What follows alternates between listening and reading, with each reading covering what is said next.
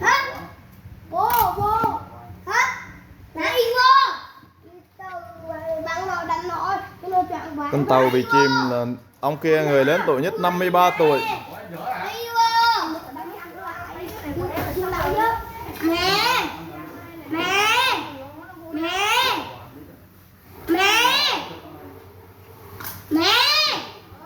Mẹ ơi, cái gì mấy bà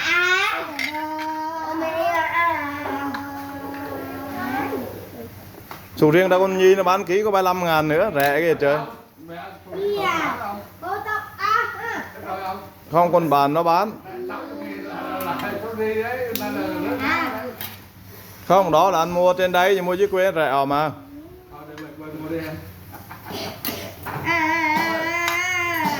Hả?